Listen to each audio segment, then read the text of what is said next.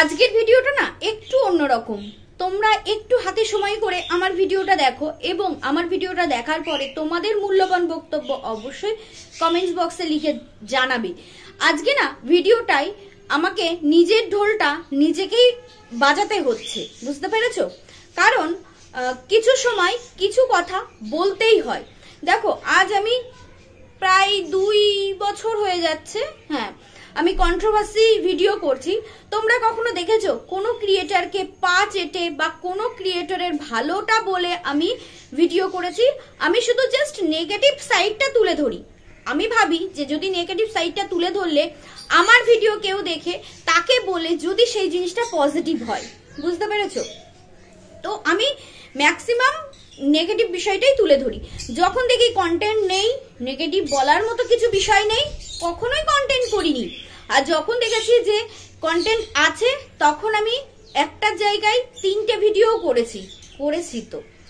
তো আমার না আজকে একটা কথা বলার খুব ইচ্ছা হলো। ছোটবেলায় আমি আমার ভাই দুজনেই পড়াশোনায় খুব ভালো ছিলাম।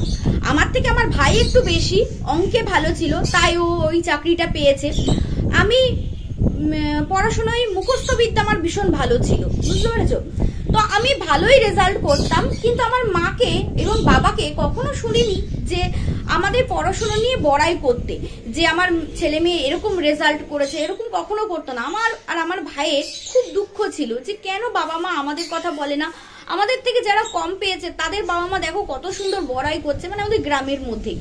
তখন আমার বাবা মা একটা কথাই বলতো, বিশেষ করে মা এই কথাটা বলতো যে আমি যাকে ভালো বলবো সেই ভালো নয়, আমার সন্তান আমি তো ভালো বলবোই, কিন্তু সবাই যখন ভালো বলবে না তখন হচ্ছে সেটা আসল। আর যদি তুমি ঠিক হও, যদি তুমি তোমার জায়গায় ঠিক থাকো, তাহলে তুমি তোমার কর্মের মাধ্যমে সবাইকে প্রমাণ করে দিতে পারবে যে না আমি ঠিক ছিলাম। ঠিক তেমনি ভাই কর্মের মাধ্যমে প্রমাণ করে দিয়েছে ভাই সেই সময় ঠিক ছিল এবং ভালো করে পড়াশুনো করেছিল। আর ভাইয়ের সমতুল্য যাদের মা বাবা ভীষণ গর্ব করতো, তারা এখন ভবঘুরে, বুঝতে পেরেছো? এটাই হলো ব্যাপার। কিন্তু আমাদের সেই সময় আমরা নিজেকে বুঝিয়েছি। এখন আমার বাবান বাবিনকে সামান্য হলেও একটু অ্যাপ্রিসিয়েট করি আমি, কারণ আমাদের মনে সেই সময় দুঃখ ছিল যে আমাদের কেন অ্যাপ্রিসিয়েট করে না। ওরা ভালো পরীক্ষা দিলে আর আমার বাবান বাবিনকে এনকারেজ করলে না, ওরা আরো বেটার করার চেষ্টা করে। মা বাবা হিসেবে আমরা যেটুকু বুঝেছি, তো আমরা এনকারেজ করি। তো সেখান থেকে বাবান বাবিনকে আমরা একটু হলেও অ্যাপ্রিসিয়েট করি।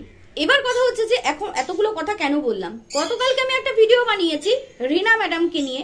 সেখানে মঞ্জুশ্রী আন্টি আমাকে এতটাই ভুল বুঝলো, আমি ভাবতে পারিনি আন্টি আমাকে এতটা ভুল বুঝবে। দেখো, তোমরা যারা আমাকে কমেন্ট করো না, সবাই আমার কাছে আপন। কিন্তু এবার মঞ্জুশ্রী আন্টির সাথে আরেকটু বেশি যোগাযোগ আমার, যেহেতু উনি আমার ফেসবুকে, ওনার সাথে আমার কথা হয়, তো আরেকটু বেশি যোগাযোগ। এবং এমন অনেকেই আছে যাদের কাছে আমার নাম্বার দেওয়া আছে, তাদের সাথে আমার হোয়াটসঅ্যাপে কথা হয় এবং তারা আমার হোয়াটসঅ্যাপ স্ট্যাটাস দেখে, আমি তাদেরটা দেখি। তো এরকম আছে, অনেকেই আছে আমার ভিউয়ার্সদের মধ্যে। তো সেখান থেকে মঞ্জুশ্রী আন্টি আমার কালকে ভুল বুঝলো, আমার সেটা খুব খারাপ লেগেছে। কিছুদিন আগে আমি এই যে সোনা দিদি ভাইয়ের লাইভে উঠেছিলাম, মানে স্ট্রিম লাইভে উঠেছিলাম, জানি না সেখান থেকে বর্ণালী দিয়ে আমাকে ভুল বুঝেছে কিনা আমি বলতে পারবো না, তবে অনেকেই ভুল বুঝতে পারে। আমি সেটা ক্লিয়ার করে দিচ্ছি, যেহেতু কেউ আমাকে ওই বিষয়ে কোশ্চেন করেনি, সেহেতু আমি কাউকে বলিনি। তো আমি ক্লিয়ার করছি কেন আমি স্ট্রিম লাইভে উঠেছিলাম। সেটা হচ্ছে, তোমরা অনেকেই জানো, এক তরফ থেকে আমার উপরে অ্যালিগেশন আনা হয়েছিল যে আমি নাকি আমাকে নাকি এই সোনা দিদি ভাই আশ্বস্ত করেছে যে আমি ভিডিও বানাই এবং ওরা যারা নোংরামো ছড়িয়েছে তাতে তোর যদি কোনো অসুবিধা হয় আইনের দিক থেকে আমি তোকে হেল্প করব। এরকম তারা বানিয়ে কথা বলেছিল। তারা বানিয়ে কথা বলবে, তাতে কোনো দোষ নেই, কিন্তু আমি আমার দিক থেকে যদি কোনো একটা কথা বলি তো সেটা হচ্ছে এর সাথে শুইয়ে দিচ্ছে, ওর সাথে শুইয়ে দিচ্ছে, মানে আমি ওদের বিষয়ে বলতেও চাই না। তো সেই জন্য আমি এই সোনা দিদি ভাইকে ওপেন চ্যালেঞ্জ করেছিলাম যে তুমি আমাকে প্রমাণ দেখাও। এবার সোনা দিদি ভাইয়ের ভিডিও আমি সব দেখি না, কিছু হয়তো দেখি, কিন্তু সব দেখি না, প্রত্যেক দিনও দেখি না। তো সেখানে কোন ভিডিওতে বলেছে কি বলেনি আমি সত্যিই জানি না। তাই আমি ভাবলাম যে হঠাৎ আমার সামনে আসলো, আমি ভাবলাম যে ভগবান হয়তো আমার সামনে এই স্ট্রিম লাইভটা দিয়ে দিল, এবার দেখি। আমি সেই ফার্স্ট টাইম স্ট্রিম লাইভে উঠেছিলাম এবং আমি জানতাম না, ভাবো আমি কতদূর গর্ধব, আমি জানতাম না যে কিভাবে স্ট্রিম লাইভে উঠতে হয়। যাই হোক, আমি ক্লিক করে করে বরের হেল্প নিয়ে আমি উঠেছি এবং আমি তাকে যে যে প্রশ্নগুলো, যে যে এলিগেশনগুলো আমার উপরে আনা হয়েছিল, আমি সেগুলোর যথাযথ উত্তর নিয়ে নিয়েছি। এবং সেখানে ওই সোনা দিদি ভাই বলছে যে তুমি কি ক্লারিফিকেশন নেওয়ার জন্য, নিজেকে প্রমাণ করার জন্য এসেছো? আমি বললাম যে হতে পারে সেটা। তো এইটুকু আমার হয়েছে। তারপরে যতবার স্ট্রিম লাইভে আমি ওই উঠতে গেছি, সেই দিনই আমি আর আমার ভয়েস শুনতে মানে তারা শুনতে পাচ্ছে না। হয়তো ভগবানের এটাই ইচ্ছা ছিল। আমি আর 2-3 বার আবার ট্রাই করেছিলাম যে ঠিক আছে আমার আর কিছু বলার বক্তব্য নেই, এইটুকু যে বলে বেরিয়ে আসবো সেইটুকু আমি পারিনি, বুঝতে পেরেছো? এই হলো ওই সোনা দিদি ভাই স্ট্রিম লাইভে যাওয়ার। আর কোনো ক্রিয়েটর, কোনো কন্ট্রোভার্সি ক্রিয়েটর, কোনো ব্লগার, কারোর সাথে আমার কোনো যোগাযোগ নেই, ঠিক আছে? এবার সেখান থেকে আমি রিনার ভিডিও করছি, তার কারণ তার ভিডিওতে এখন করা কন্ট্রোভার্সি আছে, আমি কন্টেন্ট পাবো, সেখানে আমি ভিডিও করব। আর আমি যেহেতু নেগেটিভ সাইডটা তুলে ধরছি, রণদীপদার ভিডিওতে এখন কোনো নেগেটিভ সাইডই নেই যে আমি সেগুলোকে তুলে ধরবো। একটা বাচ্চাকে এগরোল করে খাওয়াচ্ছে, সেটা কি তুলবো, তাই না? এর আগে প্রচুর আমি রণদীপদার ভিডিও বানিয়েছি, সেখানে হচ্ছে রিনা রণদীপ দুজনকেই তুলেই হচ্ছে আমি ভিডিও করেছি। নেগেটিভ সাইড, অবশ্যই নেগেটিভ সাইড। আমার যদি নেগেটিভ সাইড না থাকে বলার মতো, তাহলে আমি ভিডিও বানাই না, সেই দিনকে সত্যি বানাই না। আর তাছাড়া আমার সময়ের প্রচুর অভাব। তো সেখান থেকে আমাকে কালকে মঞ্জুশ্রী আন্টি বলছে যে তুইও ওই দলে নাম লিখিয়ে দিলি। আমি কোনো দলে নাম লেখাইনি। এবং বলছে একটা মেয়ে যখন একটা মেয়েরই শত্রু হয়। সত্যি কথা বলতে আন্টি, জানি না তুমি কোন সেন্সে বলেছো, তবে রিনা যেভাবে উঠেছে সেটা কোনোটাই সম্মানের না, তাই না? আমরা যারা কন্ট্রোভার্সি করি, রিনার কথাই সেটা হচ্ছে অন্যের ভিডিও থেকে কন্টেন্ট তুলে করি, তাও তো আমাদের একটা নিজস্ব ট্যালেন্ট আছে যে এই সম্পর্কে এটা বলা যায়। কিন্তু রিনার কি নিজের চরিত্র বিক্রি করে, এটা কোনো মেয়ে এইভাবে, কোনো মেয়ে হয়তো সাপোর্ট করবে না যে সে দাঁড়াক, তাই না? নোংরামো ছড়িয়ে সোশ্যাল প্ল্যাটফর্মে সে হচ্ছে পরকীয়াকে প্রমোট করে, এইভাবে কোনো মেয়েই চায় না যে সে দাঁড়াক। আর আমি কেন একটা মেয়ের শত্রু হতে যাবো? আমি সবসময় তো বলি যে একটা মেয়ে যখন দাঁড়ায় তখন আমার নিজের ভীষণ আনন্দ হয়। আমি কিছুদিন আগে 2টো চ্যানেলকে প্রমোট করেছিলাম, আমার দেখে কজন দেখেছে জানি না, তবে আমি তাদের ভিডিও রেগুলার দেখি, তাদের কাছ থেকে আমি শিখি। ডেলি ব্লগ চ্যানেলে কিভাবে ভিডিও এডিট করতে হয় আমি কিন্তু শিখি, ঠিক আছে? তো আমি তাদেরকে মানে প্রমোট করেছিলাম যে যদি তোমরা কেউ একটু দেখো। আমার তো এই সামান্য সাবস্ক্রাইবার, প্রমোট করাটা বলাটাও অনেক বড় একটা ওয়ার্ড, তবু আমি তাদেরকে আমার ভিডিওর মাধ্যমে তাদের চ্যানেল দুটো তুলে ধরেছিলাম, ঠিক আছে? এই গেল নিজের ঢাক নিজে পেটানো। আমি কখনো অসতের পথে চলবো না, বুঝতে পেরেছো? আমার হাজারো কষ্ট হয়, দোকান সামলে, ঘরের কাজ করে, ছেলেদের সামলে, সবকিছু করে হাজারো কষ্ট হয়। তারপরে এই যে পাখিদের সামলে, সবকিছু সামলে আমার হাজারো কষ্ট হয়, কিন্তু তবুও না আমি যেটুকু ভিডিও করি সেটুকু আমি মনে করি যে আমি আমার নিজের বক্তব্যটা তোমাদের সামনে পেশ করছি। এবার তোমাদের তারটা সেটা ভালো লাগলে আমার ভালো লাগে যে হ্যাঁ কারোর ভালো লেগেছে। তো এটাই হলো ব্যাপার। আমি কাউকে, ওই রণদীপদা আমার কাছে ভীষণ আপন, রিনা ভীষণ শত্রু, এরকম কোনো ব্যাপার নেই। রণদীপদা যখন দেখি তখন কিন্তু আমি বলি, ঠিক আছে? এইটুকুই বলার ছিল, নিজের ঢাক নিজে পেটানো। কারণ কিছু কিছু সময় না নিজের ঢাকটা নিজে পেটাতে হয়। কারণ হচ্ছে দুনিয়া তোমাকে নামিয়ে দেওয়ার চেষ্টা করবে, কিন্তু তোমাকে উঠে দাঁড়াতেই হবে। তাই কিছু কথা আজ বললাম। এবার বলি হারিয়ার মা এবং হারিয়া গতকালকে একটা ভিডিও দিয়েছে, যেহেতু হারিয়ার ভিউজটা ডাউনে যাচ্ছে, আর হারিয়া এখন কাজকর্ম করে না বলে ভিউয়ার্সদের মনে অনেক প্রশ্ন যে কেন করে না। এবার তোমাদেরকে বলি, ওয়াইটি এমন একটা প্ল্যাটফর্ম না যেখানে খুব সামান্য পরিশ্রমে প্রচুর টাকা ইনকাম করেছে প্রচুর ক্রিয়েটর, ঠিক আছে? তাদের ভিডিওতে ভিউজ যেই কমে গেছে, সাথে সাথে তারা চলে গেছে ডিপ্রেশনে। এই ডিপ্রেশনটা যে নিজেদের মধ্যে আনতে দেবে তার সে তো গেল, আর যে আনতে দেবে না সে রইল, বুঝতে পেরেছো? ঠিক যেমন মামুন্দি নিজেদের মধ্যে এই ডিপ্রেশনটা আনতে দেয় না। উনি কোনো ভিডিওতে ভিউজ ভালো হলেও যেরকম, ভিউজ ডাউন হলেও পরের দিন ভিডিওতে ঠিক সেরকম ভাবে প্রেজেন্ট হয়, ঠিক আছে? এই ডিপ্রেশনটা আনা যাবে না, কারণ তাদেরকে ভাবতে হবে যে আমি কি ছিলাম আর কি হয়েছি, কি ছিলাম আর কি হয়েছি। এইটা ভাবলেই যথেষ্ট যে আমার আজকের ভিডিওতে কোয়ালিটি খারাপ হয়েছে এবং আমার হয়তো কোনো খামতি আছে যার জন্য ভিউয়ার্সরা দেখতে আসছে না, ঠিক আছে। এইগুলো এদেরকেই নিজেরা মোটিভেট করতে হবে। তো হারিয়া একটা টাইমে কারোর কেচ্ছাতে সে হচ্ছে প্রচুর ইনকাম করেছে এবং সেই ইনকাম তার লাইফের হাইয়েস্ট ইনকাম। সেই ইনকামটা যখনই হচ্ছে না তখনই কন্ট্রোভার্সি ক্রিয়েট করার মতো কিছু একটা টাইটেল থাম্বনেল দিয়ে বসে পড়ছে। কিচ্ছু নেই, 22-23 মিনিট ধরে শুধু মা আর মেয়ে মিলে কেচ্ছা গেয়ে গেল। একই মানে মাকে দিয়ে মেয়ে তার ঢাকটা পিটিয়ে নিল, বুঝতে পেরেছো? এতটাও ঢাক পেটানো উচিত নয় যে যেটা মেয়ের পক্ষে খারাপ। হারিয়ার মাকে বলছি, আগের দিন হারিয়ার মা যখন ডেঙ্গুর ভিজিটে যাচ্ছে তখন হারিয়াকে বললো যে রান্নাটা করে রাখিস। হারিয়া বললো আমি এখন পারবো না। তারপরে যথারীতি সে রান্না করেনি। বোঝা গেছে এর জন্যই যে মাছটা গেছে পুড়ে আর মাছে হয়ে গেছে প্রচন্ড লবণ।